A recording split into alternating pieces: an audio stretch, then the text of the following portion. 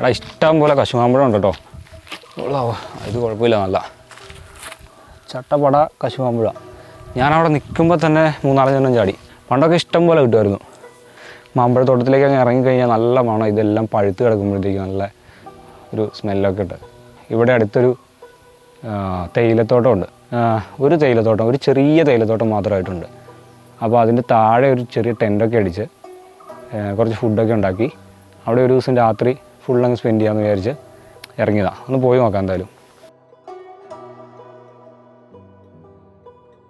നമ്മൾ ഈ കാണുന്ന പ്രദേശമില്ല ഇത്, നമ്മുടെ ഈ സ്ഥലം പോലുള്ള സ്ഥലമാണ്, കുന്നു ചെരിവുള്ള പ്രദേശങ്ങളാണല്ലോ. അപ്പോൾ അത് എന്നാ ഏതാണ്ട് ഈ സമയങ്ങൾ മാർച്ച് മാസം സമയത്ത് കാട് വെട്ടിയിട്ട് എല്ലാം റെഡിയാക്കി കഴിഞ്ഞിട്ട് ഒരു മാസമൊക്കെ കിടന്ന് കഴിഞ്ഞിട്ട് അതിനെ കത്തിക്കും.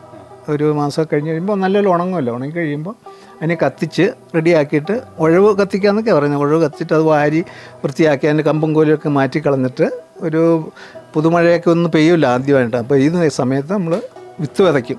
നാടൻ വിത്തനങ്ങളാണല്ലോ, പടുകുഴിയൻ, പെരുവാഴ, മറ്റു ഇനങ്ങളൊക്കെ ഉണ്ട്. കുരുമുളക് കൃഷി അന്നൊക്കെ വ്യാപകമായിട്ടുണ്ട്. പിന്നെ ഏലമുണ്ട്. ഈ പറഞ്ഞ ആ ഭാഗങ്ങളിലൊക്കെ പിന്നെ ആ മലയുടെ മുകളിലൊക്കെ ഏലം കൃഷിയുണ്ട്. ഇന്നാണ് ഇല്ലാത്തത്, അന്നൊക്കെ ഉണ്ടായിരുന്നു. പുറത്തുനിന്നുള്ള ആൾക്കാരും പാട്ടത്തിനൊക്കെ എടുത്തിട്ട് കൃഷി ഉണ്ടായിരുന്നു അന്ന്, ആ വർഷങ്ങളിലൊക്കെ ഉണ്ടായിരുന്നു. അപ്പോൾ നമ്മൾ സാധാരണ ഉള്ള കൃഷി കുരുമുളക് കൃഷിയാണെന്നുള്ളത്. പിന്നെ കാപ്പി ഉണ്ട്. കാപ്പി, കുരുമുളക്, തെങ്ങ്, കമുക്, ഇതൊക്കെയാണ് അന്നത്തെ വിളകൾ ഇവിടെയൊക്കെ ആൾക്കാരെല്ലാവരും ചെയ്യുന്നത്. അപ്പോൾ അത് ഈ പറഞ്ഞ പോലെ നമ്മൾ കൃഷി ചെയ്തിട്ട് മറ്റു കഴിഞ്ഞിട്ട് നമ്മളിത് നടും. ഈ പറഞ്ഞ മുരിക്കുംകാല് വെട്ടിയിട്ടിട്ട് അതിന് കൊടിയിട്ട് അങ്ങനെയാണ് പരിപോഷിച്ചൊക്കെ വരുന്നത്. അങ്ങനെ ആ കൃഷി ചെയ്യും. പിന്നീട് നമുക്ക് ഇത് കിട്ടാനായിട്ട് ഉള്ള കൃഷിയാണ് കുരുമുളകും പിന്നെ കമുക്, കാപ്പി. കൊക്കോയൊന്നും അന്നൊന്നും ആ ഭാഗത്തേ ഇല്ല. ഞങ്ങളുടെയൊക്കെ പ്രായമൊക്കെ കഴിഞ്ഞപ്പോൾ ഈ ഭാഗങ്ങളിലൊക്കെ കൊക്കോയുണ്ട്, മറ്റേ ജാതി, ഗ്രാമ്പു, മറ്റു കൃഷികളെല്ലാം തന്നെ ഉണ്ട്. പ്രധാനമായിട്ടും നമുക്കിവിടെ പിന്നെ ഏലം കൃഷി ഇപ്പോൾ ഇതായിട്ടുണ്ട്. വേണമെങ്കിൽ നമുക്ക് താഴെയൊക്കെ പോയാൽ അത് കാണാൻ സാധിക്കും. ഇവിടെ നല്ലൊരു ഇറങ്ങിപ്പോകണം. ഒരുപാട് ജീപ്പോ യാതൊരു സൗകര്യം. ഞങ്ങളൊക്കെ തന്നെ ഇത് ചുമന്നാണ് കൊണ്ടുപോയിക്കൊണ്ടിരുന്നത്, അവിടെ നിന്ന് ഒക്കെ കൊണ്ടിരുന്നത് കൃഷി ചെയ്തേ. പിന്നെ മറ്റ് വന്യമൃഗങ്ങളുടെ ശല്യമുണ്ട്. കാട്ടുപന്നിയും മുള്ളൻ അതുപോലുള്ള മരപ്പെട്ടി ശല്യങ്ങളൊക്കെ ചെയ്യുന്നത്, അതൊക്കെയാണ് അന്നുണ്ടായിരുന്നത്. ഇപ്പോഴുണ്ട്. ഇപ്പോഴാണ് ശല്യം കൂടി വന്നത്. അന്നൊക്കെ എന്ന് പറഞ്ഞാൽ അന്നൊക്കെ വെടിയും നായാട്ടൊക്കെ ഉണ്ടായിരുന്നു അന്ന് ആ കാലങ്ങളിലേ. അപ്പോൾ ഇപ്പം ആണ് അതില്ലാത്തപ്പം ശല്യം കൂടി, കാട്ടുപന്നിയുടെയും മറ്റ് ശല്യങ്ങൾ കൂടി. അതെ അതെ. അന്ന് താഴത്തേക്ക് ഞാനും കൂടെ വരാം. താഴത്തേക്ക് വന്നിട്ട് നമുക്ക്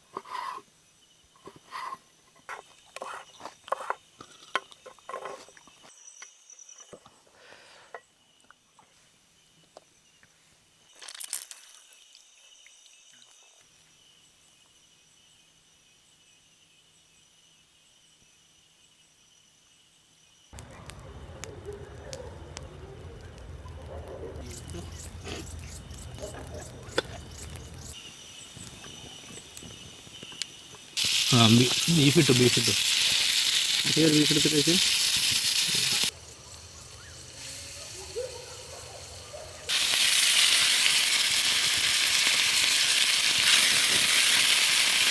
എല്ലാ ദിവസവും ഉണ്ട് കാട്ടിൽ. അവിടെ ഇപ്പോൾ ഭയങ്കര വെയിലല്ലേ? ഇപ്പോൾ മാർച്ച് ഏപ്രിലാകുമ്പോൾ ഭയങ്കര വെയിലാണ്. കത്തിപ്പോറാ തീയൊന്ന് നോക്കാം. തീയൊന്ന് കറക്റ്റ് നല്ല കയ്യൊന്ന് നോക്കാം. ചെറുതായിട്ട് തീയൊന്ന് അഡ്ജസ്റ്റ് ചെയ്യുക. വിട്ടോ വിട്ടോ വിടാൻ പറ്റണല്ലേ നമുക്ക്. ഗാഡിയില്ലേ ഒരു ചാടൂലാണ്.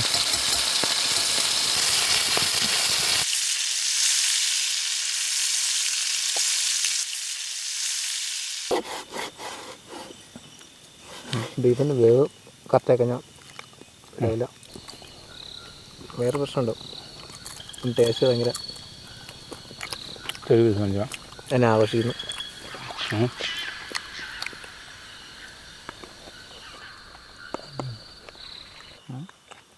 അടിപൊളി.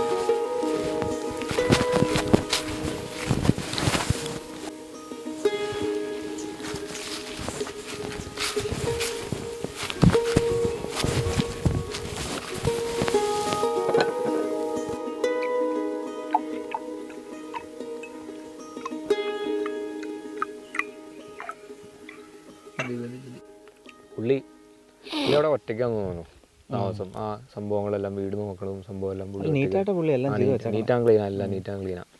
അതിനകത്ത് കുറേ ഇതൊക്കെ ഇരിപ്പുണ്ട്. ഏലമാണോ കുരുമുളകാണോ കുറേ സംഭവങ്ങൾ, വിത്ത് സംഭവങ്ങളൊക്കെ ഇരിപ്പുണ്ട്. ഏലത്തിൻ്റെ ചാക്കൊക്കെ ഇരിപ്പുണ്ട്, കുരുമുളക് ഇരിപ്പുണ്ട്, കുറേ തൂക്കണ ഒരു മെഷീൻ ഇരിപ്പുണ്ട്, അളന്ന് തൂക്കി ഇതാക്കണം. കുറേ ഐറ്റംസ് ഉണ്ടല്ലോ അവിടെ. എന്തായി, സെറ്റായോ? എവിടെയാ? എനിക്കിന്നലെ ഉറങ്ങാൻ പറ്റിയില്ലാന്ന്. അങ്ങോട്ടും ഇങ്ങോട്ടും തിരിഞ്ഞ് ഇടയ്ക്ക് ഉറങ്ങി. അപ്പം കുറുക്കം വിളിച്ചു ഒരു സൗണ്ട് ഉണ്ടാക്കി. ഞാൻ ഇടയ്ക്ക് നാക്കൊണ്ടുണ്ടാക്കില്ലേ ഇടയ്ക്ക്. ആ ഒരു മണിക്ക് അത് പാമ്പായിരിക്കും, ഞാനല്ല.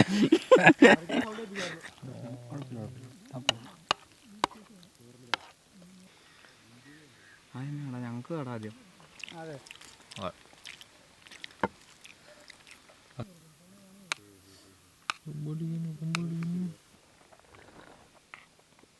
ഇത് സെറ്റാണല്ലോ.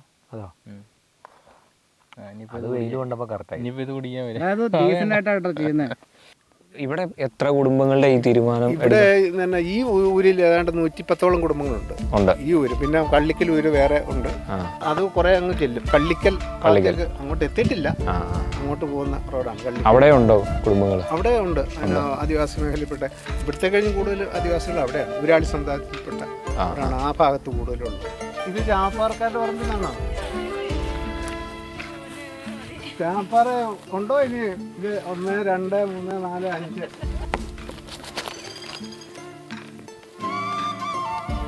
കാറ്റ് പടത്തിക്കളായിരിക്കും. ഇങ്ങനെ കെട്ടി ഇത് കൊടുത്താലേ നല്ലൊരു പിടുത്തമാണല്ലോ. മറ്റിപ്പോഴത്തെ കൃഷികളില്ല അന്ന്. പണ്ടൊക്കെ ഉള്ളത് അത്യാവശ്യം വിരിപ്പ് കൃഷി ചെയ്യും നമ്മൾ, നെല്ല് ഒക്കെ ഉണ്ടാക്കാനായിട്ട്. ആ വിരിപ്പ് കൃഷിയിലുണ്ടല്ലോ നമുക്ക് ആവശ്യമുള്ള പച്ചക്കറികളെല്ലാം കാണും. അതായത് തുവര കാണും, മത്തനിടും, കടുക്, എള്ള്, ഈ കുറുമ്പൽ, ഇതെല്ലാം ഈ വിരിപ്പ് കൃഷിയിൽ ഒന്നിച്ച് വിതയ്ക്കും. നമ്മളെ വിതച്ചിട്ട് അത് ആണ് ആദ്യം നെല്ല് കൊയ്തെടുക്കും. അതിനുശേഷം ഓരോന്ന് വിളഞ്ഞ് വരുന്ന സമയത്ത് നമ്മളത് എടുക്കുകയാണ്. അപ്പോൾ ഒരു വിരിപ്പ് കൃഷി തന്നെ നമുക്ക് അത്യാവശ്യം ഒരു വീട്ടിലേക്കുള്ള പച്ചക്കറികളും എല്ലാം കിട്ടും അതിനകത്തെ. പിന്നെ അത്യാവശ്യം അതെ അങ്ങനെയാണ് അന്ന് ഒക്കെ ഉണ്ടായിരുന്നത്. നല്ല ഇതൊക്കെ ആയിട്ട് 2 ഏക്കറോളം കൃഷിയുണ്ട് ഇവിടെ. 2 ഏക്കറുണ്ടല്ലേ? തേയില മാത്രം. അതല്ല ഇതിപ്പോൾ തേയില കൃഷി ചെയ്യാൻ പറ്റിയ ഒരു സ്ഥലമാണ്. കാരണം ബാക്കി തേയിലയ്ക്ക് പറ്റും. അതായത് ഹൈ റേഞ്ച് മേഖലയിലൊക്കെ ആണല്ലോ കൂടുതലുള്ള ഇടുക്കി ജില്ലയിൽ. തേയില മൂന്നാറ് മറ്റേ സ്ഥലങ്ങളിലെല്ലാം ഉണ്ട്. വാഴവര ഇടുക്കിയുടെ തൊട്ടപ്പുറത്തുള്ള സ്ഥലങ്ങളിലെല്ലാം ഉണ്ട്. അപ്പോൾ അവിടെ ഉള്ള പോലെ ഏതാണ്ട് അവിടുത്തെ കാലാവസ്ഥയാണ് ഇവിടെ. തേയില ഉണ്ടാകും. കാട്ടുതീയുടെ കഴിഞ്ഞ പ്രാവശ്യം അവിടെ അക്കരെ ആ മേടിന് തീ പിടിച്ചതാണ്. തീ പിടിച്ചിട്ട് വനംവകുപ്പിൽ നിന്ന് വാച്ചർമാരൊക്കെ ഉണ്ട് അവരൊക്കെ. അല്ല, അത് ഇങ്ങനെ തീ നമ്മുടെ ഈ കൃഷിയിലും ബാധിക്കും. ബാധിക്കാതിരിക്കാനാണ് എല്ലാവരും കൂടെ സൈഡൊക്കെ ഉള്ള ആൾക്കാർ അക്കരെയൊക്കെ ഉണ്ടായിരുന്നവരൊക്കെ അവിടെ ചെന്ന് തല്ലി കെടുത്തുകയത്. അല്ലെങ്കിൽ അവരുടെ ഇതാണെന്ന കൃഷിയൊക്കെ ഇല്ലേ അങ്ങോട്ടൊക്കെ കയറും. അതുകൊണ്ട് അവരും കൂടെ കൂടും വനംവകുപ്പ്. അക്കരമലയിൽ കൃഷിയുണ്ടോ? കൃഷിയുണ്ട്. അക്കരെയൊക്കെ ഉണ്ട്, കൃഷിയുണ്ട്. ബാലേന്ദ്രൻ ചേട്ടൻ ഇവിടെ എന്തോ ആൾക്കാരുടെയൊക്കെ തീരുമാനമൊക്കെ എടുക്കണ ഊരുമൂപ്പൻ. അതോ? അങ്ങനെ ഒരു പദവിയുണ്ട്. ഇന്ന ഒരു മീറ്റിംഗ് ഉണ്ടായിരുന്നോ? ശരി, രാവിലെ പോയിച്ച്. അതായത് ഇവിടുത്തെ വികസന പ്രവർത്തനങ്ങളെ കുറിച്ചും എന്തൊക്കെ ജനകീയാസൂത്രണമൊക്കെ വന്നല്ലോ. അപ്പോൾ അതിന് ശേഷം അതിന് മുമ്പുണ്ടായിരുന്ന കാര്യം ജനകീയാസൂത്രണം വന്നതിന് ശേഷമുണ്ട് മാറ്റങ്ങൾ. അതായത് ഈ ആദിവാസി മേഖലകളിൽ. പിന്നെ ഇപ്പോഴത്തെ അവസ്ഥ, എന്തെങ്കിലും പദ്ധതികൾ നടപ്പാക്കി അതിൽ എന്തെല്ലാം വീഴ്ചകൾ വന്നിട്ട് അടുത്തൊരു പുതിയ പ്രോജക്റ്റ് വെക്കാനുണ്ട്. അപ്പോൾ ടൂറിസത്തിന് നല്ലൊരു സാധ്യതയുള്ള സ്ഥലമാണ്. നിങ്ങൾ ഒരുപാട് സാധ്യതകളുണ്ട്. അതായത് ഇപ്പോൾ വരുന്ന ആൾക്കാർക്ക് നാടൻ ഇവിടെ വെക്കുന്നതിലൊക്കെ ഭക്ഷണമൊക്കെ ഉണ്ടാക്കി കൊടുത്ത് നാടൻ വിഭവങ്ങൾ നല്ല സംഭവങ്ങളാണ്. ഒത്തിരി വരുമാനമുള്ള ഒരു കാര്യമാണ്.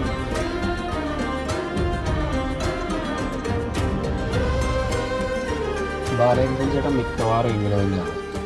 എപ്പോഴും എന്തെങ്കിലും ഒരു കഥ പറയാനുണ്ടാകും. അല്ലെങ്കിൽ ഊരിൽ ചെയ്യാനുള്ള എന്തെങ്കിലും ഒരു പദ്ധതിയെ പറ്റി പറയും. ചിലപ്പോൾ അനുഭവങ്ങൾ പറയും.